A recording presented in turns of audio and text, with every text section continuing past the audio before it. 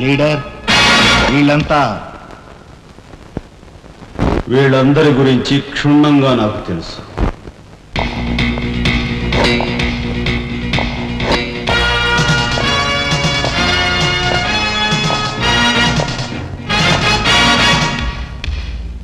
నువ్వు director of industries. ప్రతిభ గల ఎంతో మందికి ఉద్యోగాలు రాకుండా బంధు ప్రీతికి లంచగొండితనానికి దాసురవై అనేక మంది యువకుల బంగారు భవిష్యత్తును మంట గలుపుతున్న రాస్కెల్వి. నువ్వు ఎంప్లాయ్మెంట్ ఎక్స్చేంజ్ ఆఫీసర్. ప్రయారిటీలో ఉన్న నిరుద్యోగులకు ఏజ్ బార్ అవుతున్నా పట్టించుకోక నిన్నగాక మొన్న రిజిస్టర్ చేయించుకున్న వాళ్ళ దగ్గర లంచాలు మేసేసి అర్హత గల యువకుల జీవితాలతో ఆడుకుంటున్న స్కౌండ్రల్వి.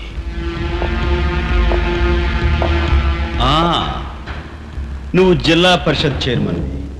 ఎన్నో ఉపాధ్యాయ పదవులు ఖాళీగా పడి ఉన్నా వాటిని ఫిలప్ చేయకుండా అటు నిరక్షరాస్యతకు ఇటు నిరుద్యోగానికి కారకుడు అవుతున్న శాడిస్ట్.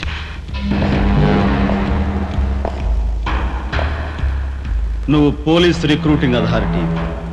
దండిగా లంచాలు పిండేసి ఊచకాడ వాళ్ళని ఊరపొట్టగాళ్ళని సెలెక్ట్ చేసి ధైర్య సాహసాలు గల యువకుల్ని అణగదొక్కడమే కాక మొత్తం పోలీస్ వ్యవస్థని నిర్వీర్యం చేస్తున్నా రోగ్గువి. ఈనాటి ఈ సమాజంలో మాలాంటి యువకులు నిరాశ నిస్పృహలతో ఇలా తయారవడానికి కారకులెవరు? మీలాంటి చీడ పురుగులే పురుగులే పురుగులే పురుగులే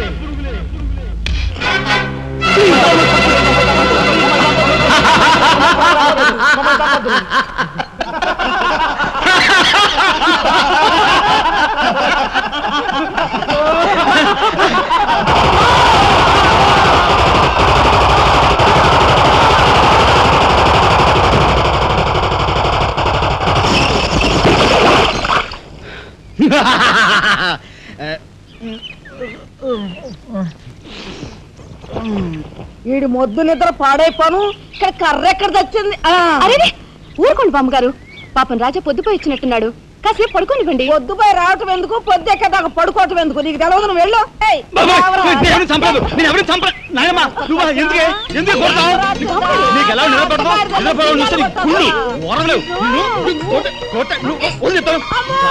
నిద్రపోనకుండా కొట్టుకొని పై చేస్తుంటావు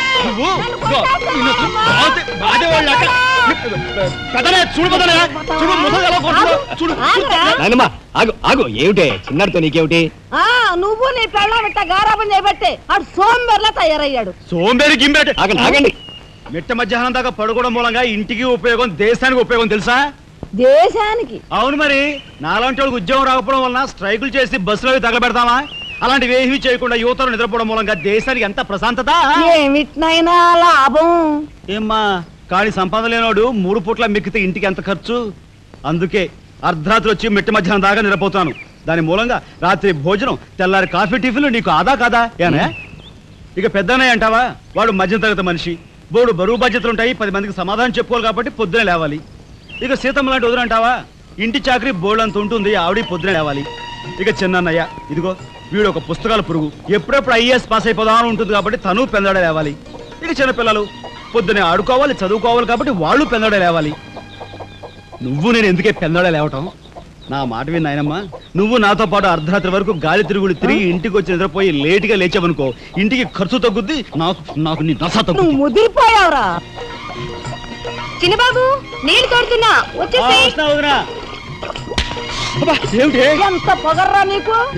ఉదయంతో చాకరీలు చేయించుకుంటావా? ఏంటి దొడాలి, సబ్బెట్టాలి, రఫాడించేస్తానేమనుకున్నావు?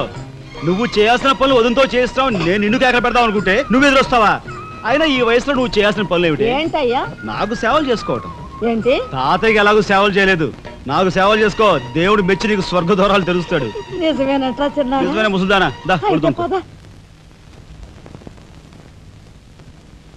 పెద్దాడా, ఇల్లు అమ్మేయటానికి తీర్మానించుకున్నావా? అమ్మకి తప్పేటట్లేదు నానమ్మా. మనకున్న అప్పులకి ఇల్లు కాదు కదా, ఈ వీధి మొత్తం అమ్మినా ఏమీ తీరవు. నువ్వు నోరు మీరా? ఆడి మాటలకేం గాని మీ తాతయ్య రెక్కలు బొక్కలు చేసుకుని ఇల్లు కట్టించాడురా. నా బొందులో ప్రాణం ఉండగా అమ్మ నేను నన్ను చంపుకు తిన్నంత ఒట్టే.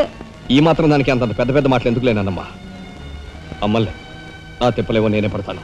అన్నయ్య, అసలు గొడవేమీ లేకుండా నేనే చదువు మానిస్తే? అయ్యి బాబోయ్, భలేవాడివే, చదువు మానేస్తానంటావేంటి?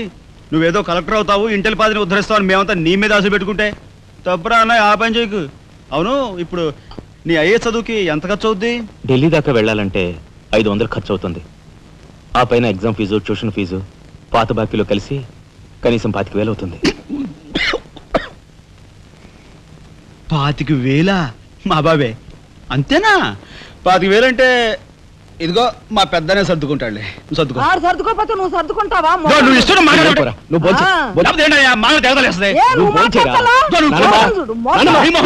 ముందు వాడి బోంచేది. రే రాఘవ, ఏ పరిస్థితుల్లో నీ చదువు ఆగిపోవడానికి వీలేదురా. ఎంత ఖర్చు అయినా సరే డబ్బు సంగతి నేను చూస్తాను, నువ్వు నీ ఏర్పాట్లో ఉండు. అదిగో వచ్చారు నీ గాడిద గ్యాంగ్. పూసే గాడిద వచ్చి మేసే గాడిదని చెడగొట్టిందంట. మెయిటి అయిందిగా, ఇక లేచండు.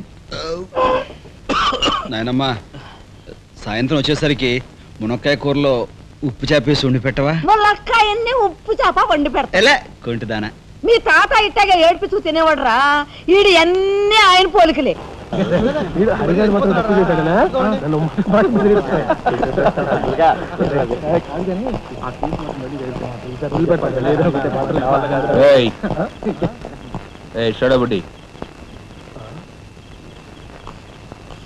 ఏంటి సార్, ఎక్కడి నుంచి రాస్తున్నారు?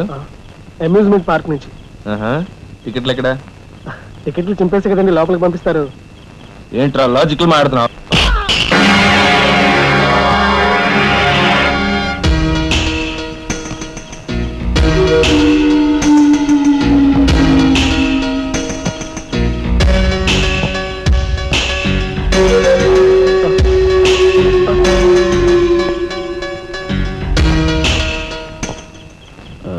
ఎందుకు సార్ మా వాడిని కొట్టారు? పక్క వీధిలో కార్మిక నాయకుడు మర్డర్ జరిగింది. ఆ మర్డర్ చేసింది మీరే కదరా? ఏంట్రోయ్, డ్యూటీ దిగిపోతూ మందు కొట్టి ఇంటికి వెళ్తున్నారేమో డౌట్ వచ్చి. ఏంట్రా కూర్చోవ్?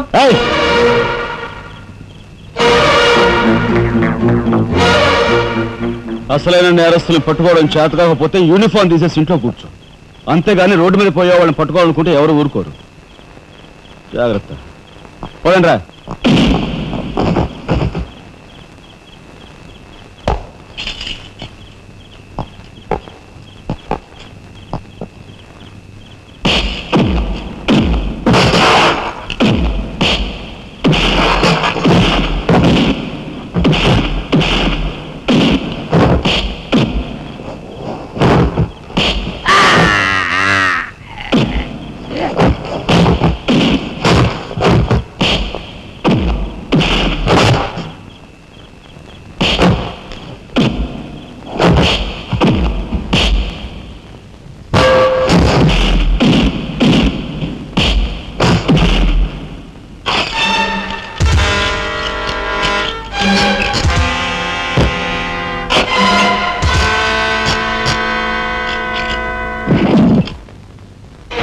పోలీస్ ఇన్స్పెక్టర్ అయ్యి ఉండి వాళ్ళతో దెబ్బలు తింటాను, నీకు సిగ్గులేదు? 24 గంటల్లో ఆ గ్యాంగ్ ని పట్టుకుని పోలీస్ స్టేషన్ లో పెట్టకపోతే నిన్ను మర్డర్ చేస్తాను. అండర్స్టాండ్? వాడేదో నీ పోలికలతో పుట్టాడు కదా అని కాస్త గారాబం చేశాను అంతే. నెత్తి కూర్చున్నాడు. ఏ లోకల్లో ఉన్నావో ఏమో.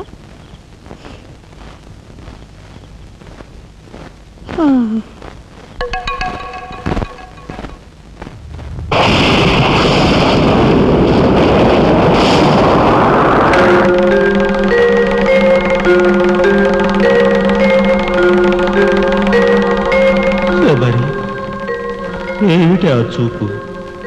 నేను గుర్తుపట్టలేదా? అయ్యా నా దేవుడు, నువ్వా? అయ్యా, నన్ను తాకరాదు. ఆత్మరూపంలో ఉన్న నన్ను తాకితే మాయమైపోతాను. అపచారం అపచారం. అయ్యా, పచ్చికుండగా ఒక్క రోజు కూడా గడ్డం మాయనిచ్చేవాడివి కాదు. మగ మహారాజులాగా మెలమెల మెరిసిపోయేవాడివి. ఇప్పుడు ఏంటయ్యా గడ్డం అట్ట మాసింది? అదక్కడి రూలు. ఏమిటి చిన్నాడు మీద విరుచుకు పడుతున్నావట? వాడొట్టి అల్లరాడైపోయాడయ్యా. వాడిని ఇంటికి రాని వాడి కాళ్ళెర కొడతాను. ఎంత పొరపడుతున్నావు శబరి? చిన్నాడంటే ఎవరనుకున్నావు? ఎవరు? నేనే. నీ మీద మమకారం చావక, ప్రేమ తీరక మళ్ళీ వాడి రూపంలో జన్మించాను. వాడే నేను, నేనే వాడు. నువ్వా? చిన్నాడిది నీ అంశ? ఒట్టు.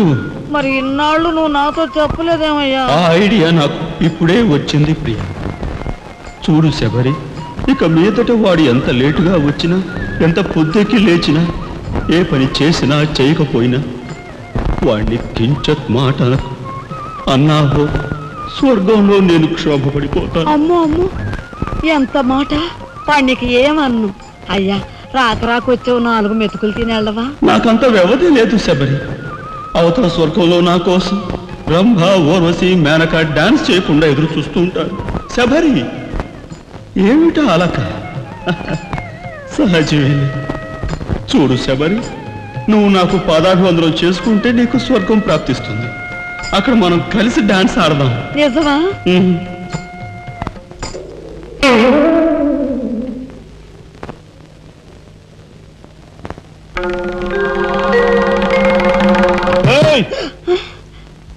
వస్తున్నా వస్తున్నా వస్తున్నా.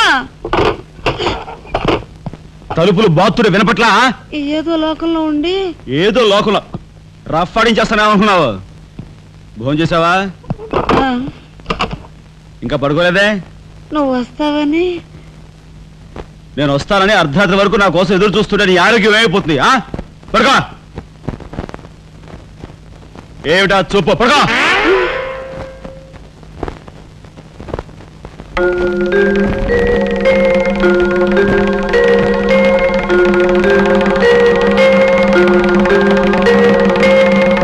ఏమండి, రాఘవ్కు పంపించాల్సిన 25,000 గురించి ఏం ఆలోచించారండి? అదే అర్థం కావటం లేదు లక్ష్మి. ఆ 25,000 సంగతి అలా ఉంచు. కనీసం ట్రైన్ ఛార్జీలకైనా ఇచ్చి 4-5 రోజులు ఎలాగోలా ఆ 25,000 పంపిద్దామని చెబుదామన్నా ఈ 500 అయినా పుట్టేటట్లేవు. ఒక పని చేయండి, నా దుద్దులు తాకట్టు పెట్టి. వద్దు లక్ష్మి, వద్దు. ఈ సంగతి తెలిస్తే రాఘవం అసలు చదివే మానేస్తానంటాడు. నేనే ఇంకో ప్రయత్నం ఏదైనా చేస్తాను.